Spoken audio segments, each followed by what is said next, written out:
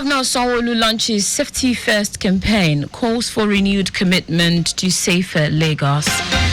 President Tinubu seeks National Assembly's approval for $2.3 billion fresh loan. On the front, and about 25 people die in Myanmar's armed paraglider attack. In sports, Nigeria's the Tigress to battle France, Germany, Korea in 2026 FIBA Women's Basketball World Cup qualifiers. Now the details. I am Taiwo Baruwa.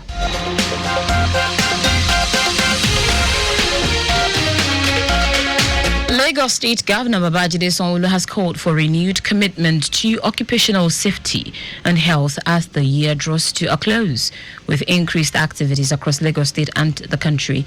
Speaking at the Lagos State Occupational Safety and Health Conference in Victoria Island, with the theme Occupational Safety and Health as a catalyst for nation building, Governor Sanwo-Olu launched the Safety First campaign, urging employers to prioritize safety in workplaces. He also charged newly appointed occupational safety and health officers to discharge their duties without fear or favor. Technology is going to play a very strong role.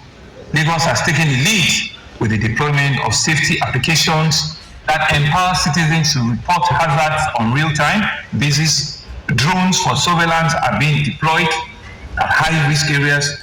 Body cameras are being bought and are being worn, which will imagine will equip your capacity and your competence. You have equipment for thermals, detections and functionality, which you believe will support your compliance. It will enhance your monitoring, enforcement, and your ability to respond to emergency. Minister of State for Labour and Employment, Nkiruka Onyejocha, commended the Lagos State Safety Commission for hosting the conference, noting that safety is not only a regulatory requirement, but also a key driver of growth. Onyejocha noted that the federal government will soon declare a state of emergency on occupational safety and health in line with President Bola Tinubu's renewed hope agenda. Commissioner for Special Duties and Intergovernmental Relations, Olugbenga Yerinde, reaffirmed the state's commitment to building a 21st century economy anchored on workplace safety. Director General of the Lagos State Safety Commission, Larry Mojola, said the commission will continue to train organizations on safety practices to prevent workplace disasters. Continue to go to more places, to inspect more places, largely our enforcement institutions. But we still ensure that VTEs, vertical transportation equipment, are fully enforced to the long term as Lagos continues to move on. Governor Sanwo-Olu also witnessed the signing of a memorandum of understanding between the Lagos State Safety Commission and the Bank of Industry on promoting safety in workplaces. Lagos State Governor Babajide Sanwo-Olu will today unveil a newly completed 420 homes unit at Ajara Badagry. The unveiling of a new Lagos State Housing Estate Ajara Phase 1 at Badagry will further increase the stock of model houses unit and cater for accommodation needs over 2,000 individuals. Commissioner for Housing, Marufa Kinderufatai, stated that the state consists of 420 home apartments of 1 bedroom, 2 bedrooms and 3 bedrooms. Akinde Rufatai said the aim is to provide affordable and quality housing in line with Governor Babajide Sanwo-Olu's campaign promise to complete all ongoing housing projects in the state. He thanked prospective subscribers for their patience and trust in the administration and also advised interested subscribers who have intention to apply to visit the Estate Department of the Ministry at Block 3, the Secretariat Alausa, and refrain from dealing with swindlers as the Ministry does not engage agent in the sale of any of its housing units. Officials of the Lagos State Traffic Management Authority, LASMA, have apprehended one Adetayo Adewodun, aged 47, for impersonating a LASMA officer and fraudulently extorting the sum of 7,800 naira from an unsuspecting motorist around the Itire Junction axis of Lagos. LASMA Director, Public Affairs and Enlightenment Department, Adebayo Taufik, in a statement explained that the suspect accosted one Ayano Stephen, driver of a Hilux vehicle belonging to a construction firm, for allegedly making an unlawful turn at the aforementioned junction. The imposter deceitfully demanded the sum of 80,000 naira as a supposed penalty for the traffic violation, but later agreed to a sum of 7,800 naira, after which the motorist became suspicious and promptly contacted the agency through its toll-free hotline 0800 00 LASMA or 080 0005 27862 to verify the authenticity of the alleged officer, who was later apprehended. The general manager of LASMA, Lalikon Bakari, commended the vigilance and prompt report made by the motorist, describing it as a demonstration of civic responsibility. He reaffirmed the agency's unwavering dedication to integrity, professionalism, and transparency in traffic management operations throughout Lagos State, reiterating the agency's zero-tolerance policy towards impersonation and fraudulent practices. The federal government has given Ekiti Agro-Allied International Cargo Airport approval to commence scheduled flight operations. The development follows the expiration of the initial approval for a non-scheduled flight approval for the airport by the Nigeria Civil Aviation Authority, NCAA, in December 2024, and compliance with regulatory requirement. The NCAA, in a letter signed by the Director, Aerodrome and Airspace Standards, Godwin Balang, and addressed to the Governor of the state, Biodun Yebanji, confirmed the new approval for scheduled flight, which will be for an initial period of 6 months. Meanwhile, Ekiti State's government is in the advanced stage of installing the Instrument Landing System, ILS, to position the airport for night and all-weather operations. Governor Yebanji has hailed the development as a major boost to the economic development of the state, adding that the commencement of commercial operations at the airport would boost agribusiness, tourism development, commercial activities, and medical tourism, which will further position the state as a destination of choice for people looking for where to live, work, invest, and relax.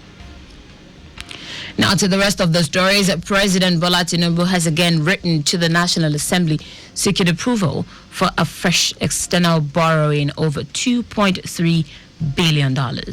This is in addition to a plan to issue a $500 million sovereign sukuk, which will mark Nigeria's debut in the international Islamic finance market.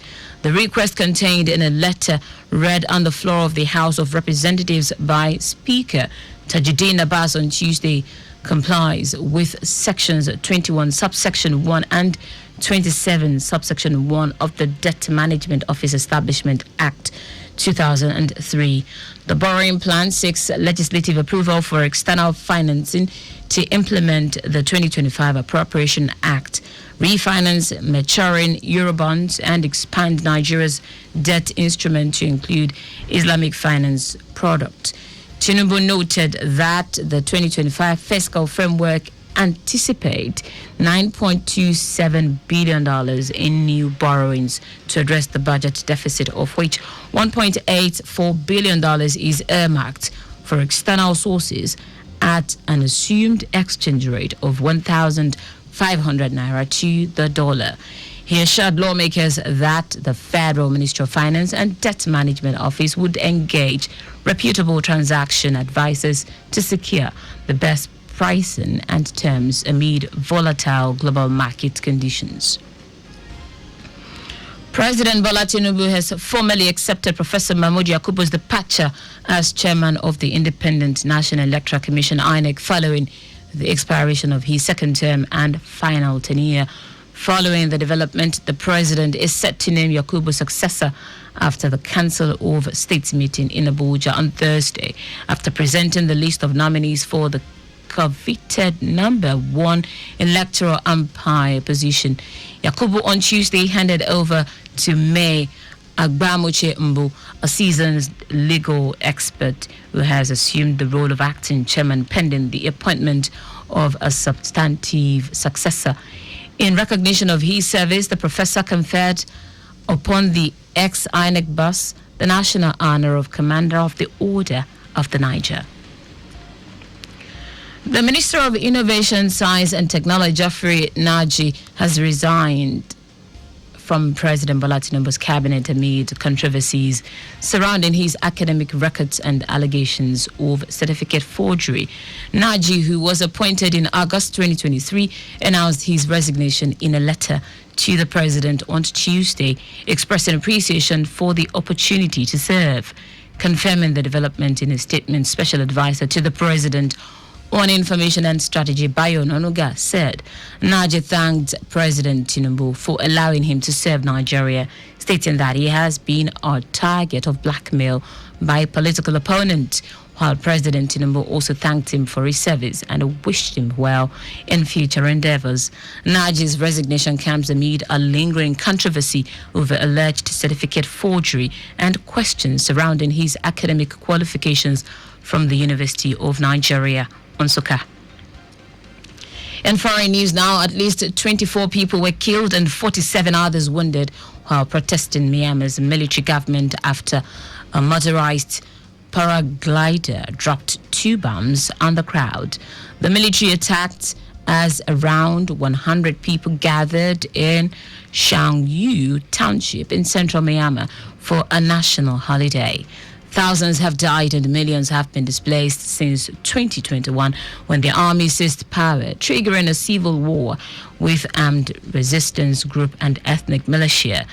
After losing control of more than half of the country, the army is now making significant gains again through an especially bloody campaign of airstrikes and heavy bombardment. The township that was attacked is in the Sanjiang region, which has been a key battleground in the war, with large parts of it under control of volunteer militia established after the coup to fight the military government or junta. In sport now, Nigeria's senior women's basketball team, the Tigers, have discovered their opponent for the final qualifying phase of the FIBA Women's Basketball World Cup 2026. Following Tuesday's draw held at the Patrick Baman House of Basketball in May, Switzerland, the 4-time African champions will compete in Lyon, France, one of the 4 host cities for the global qualifiers scheduled to take place from March 11 to 16, 2026. The Tigers have been drawn in a tough group alongside France, Germany, Korea, Colombia, and the Philippines as they look to secure a place at the Berlin 2026 World Cup. The qualifiers will serve as the final gateway to the world's biggest women's basketball tournament, where 16 nations will battle for glory. And that's it on the news at 10. But just before we go, remember, speed thrills but kills. Please avoid excessive speed. You can follow us and like all our various social media platforms: X at Traffic Radio 961, Facebook Lagos Traffic Radio 96.1 FM, Instagram Lagos Traffic Radio 961. Subscribe and watch news and programs live on YouTube at Traffic Radio 961. Visit our website on www.trafficradio961.ng. You can also listen to Lagos Traffic Radio 96.1 FM live on My Lagos app for timely updates. Did you know that the Sanwo-Olu administration upgraded 2 higher institutions to universities? You can get more details on the Lagos State Government website. To end the news, here are the highlights of the major stories.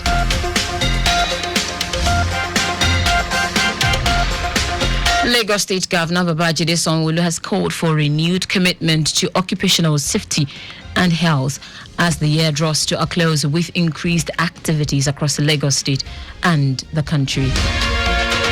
President Bola Tinubu has again written to the National Assembly seeking approval for a fresh external borrowing over $2.3 billion.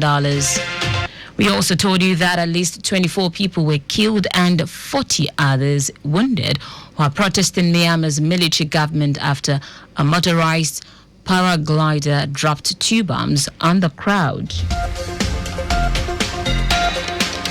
And finally, in sports, Nigeria's senior women's basketball team, the Tigers, have discovered their opponent for the final qualifying phase of the FIBA Women's Basketball World Cup 2026 following Tuesday's draw held at the Patrick Berman House of Basketball in Switzerland. For contacts with the newsroom, send a message to info@trafficradio961.ng.